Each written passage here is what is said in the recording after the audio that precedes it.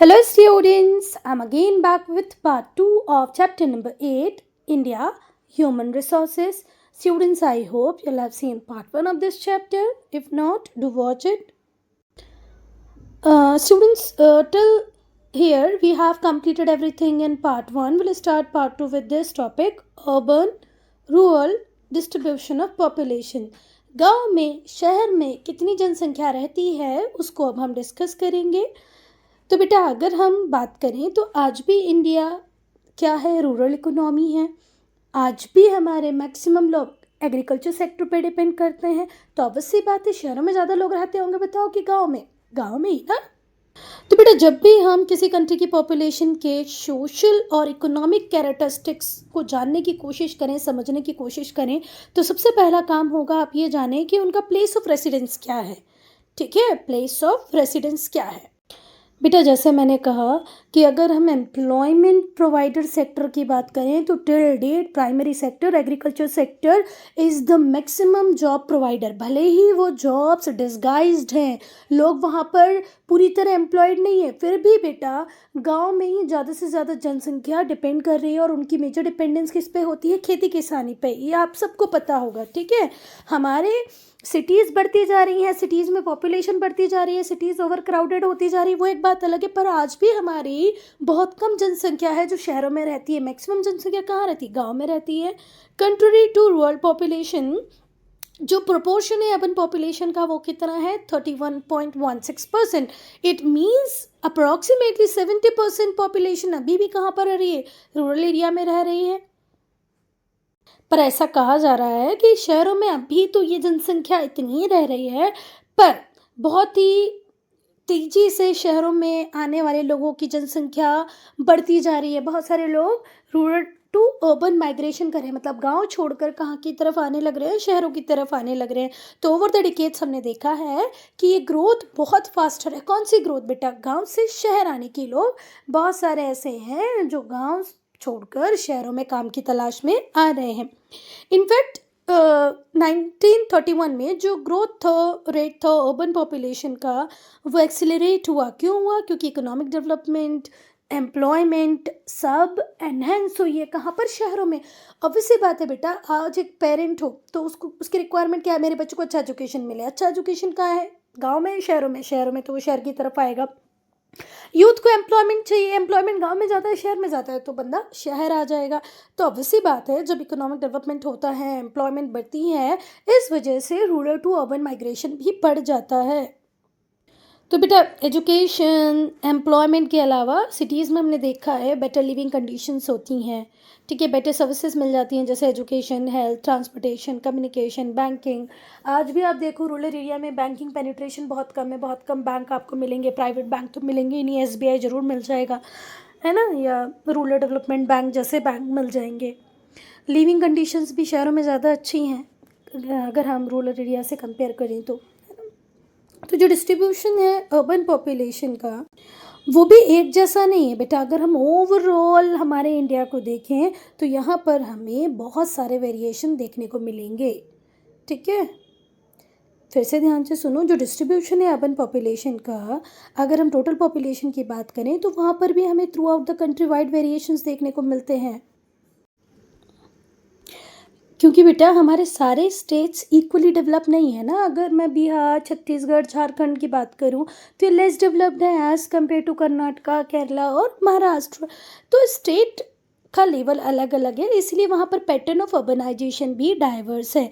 पर बेटा जितने भी इकोनॉमिकली एडवांस स्टेट हैं उसमें हम लोग देखते हैं हायर लेवल्स ऑफ अर्बनाइजेशन.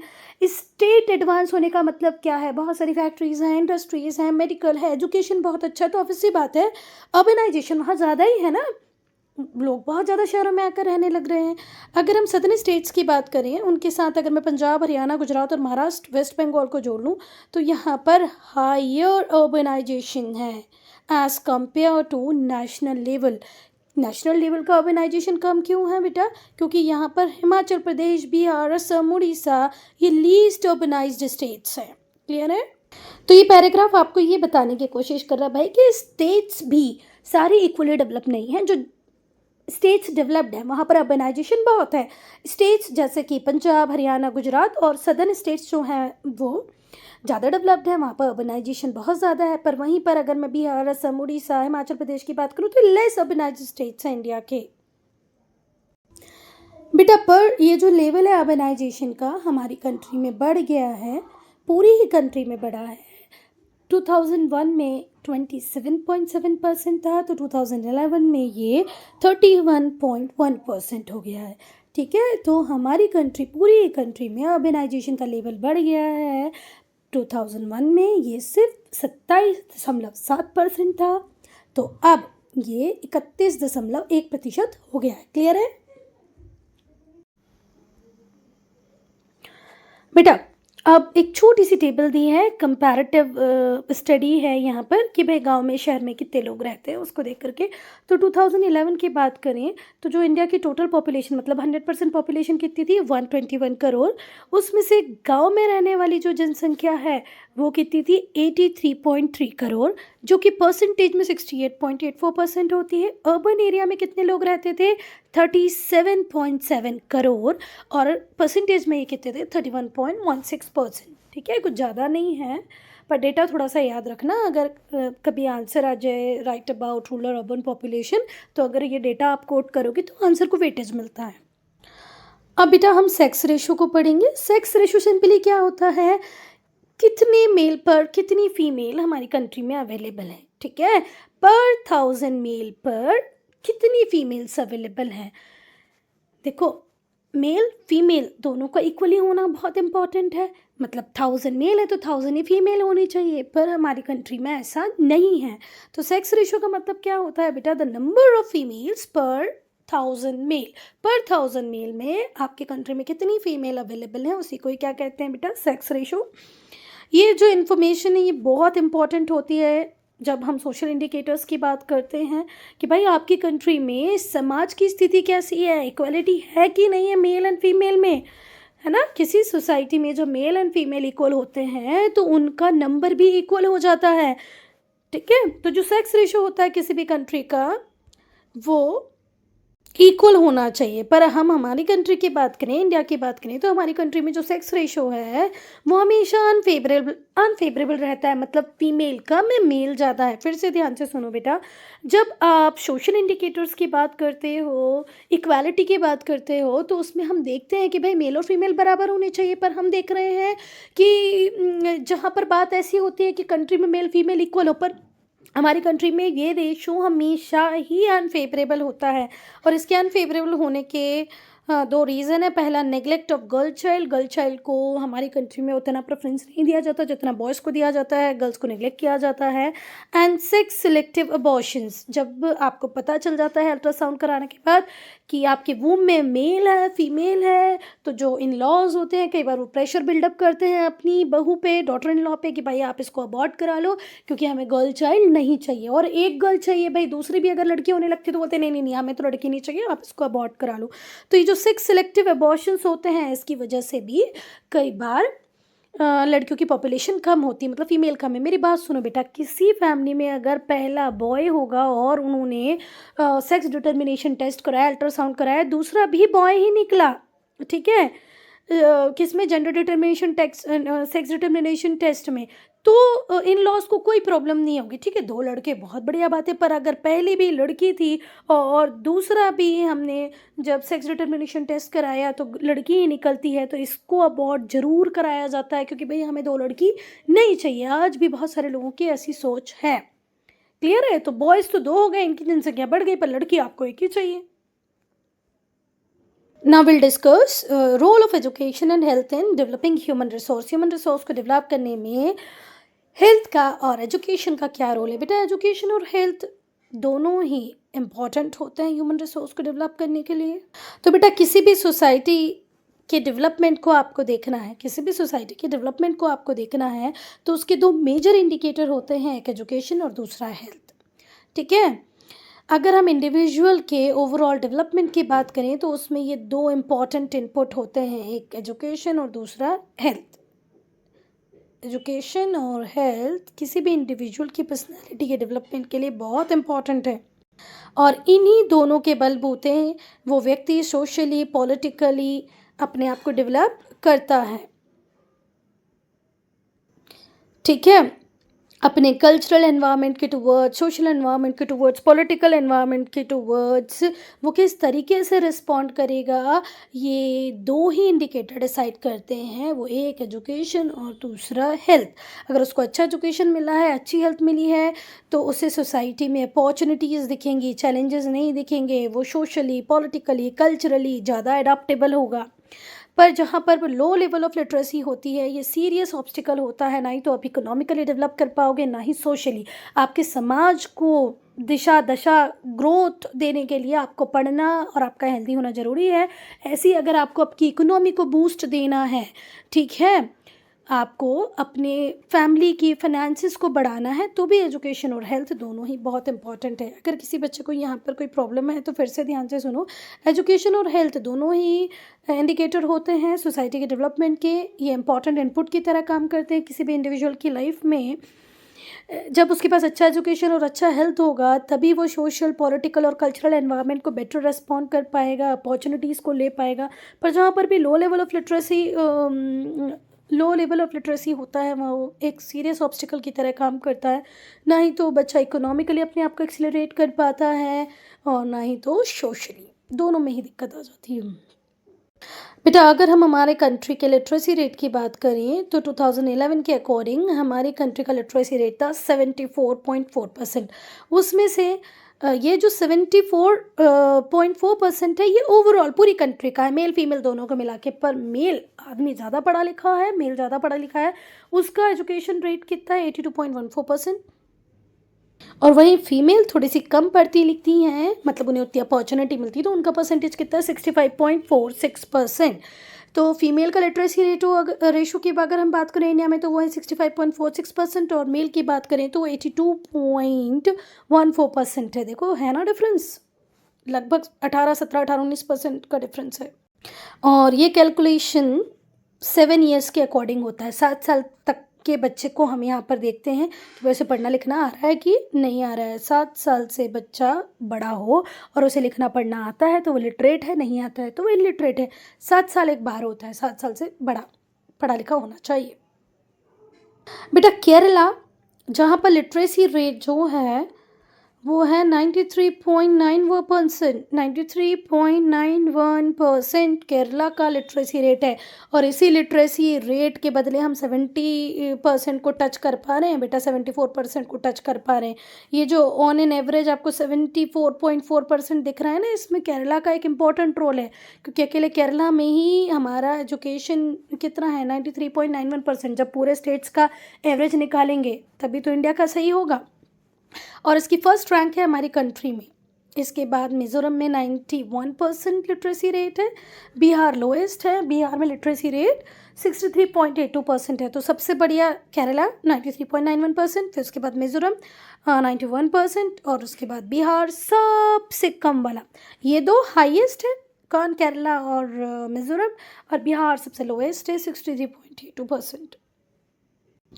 अब बेटा हम हेल्थ की बात कर ले, तो हेल्थ का मतलब ये नहीं है कि हम जी रहे हैं बस हम हेल्दी हैं, बिल्कुल भी ऐसा नहीं है ना। हेल्थ का मतलब बिल्कुल भी सर्वाइवल नहीं होता। इसका मतलब है आप फिज़िकली, मेंटली, इकोनॉमिकली और सोशली अच्छा जीवन जी रहे हैं। ठीक है, हेल्थ एक इम्पॉर्टेंट कंपोनेंट होता है डेवलपमेंट प्रोसेस का। हेल्थ एक इम्पॉर्टेंट कंपोनेंट है डेवलपमेंट प्रोसेस का। आप डेवलपमेंट को बिना हेल्थ के देख ही नहीं सकते। जब बेटा आप लोग आपकी क्लास हो नाइन्थ या 10th में जाएंगे, तो आप ह्यूमन डेवलपमेंट इंडेक्स पढ़ेंगे या HDR पढ़ेंगे, ह्यूमन डेवलपमेंट रिपोर्ट। तो उसमें आप देखोगे कि हेल्थ एक इम्पॉर्टेंट पैरामीटर है। तो हेल्थ के बिना तो डेवलपमेंट प्रोसेस अधूरी है।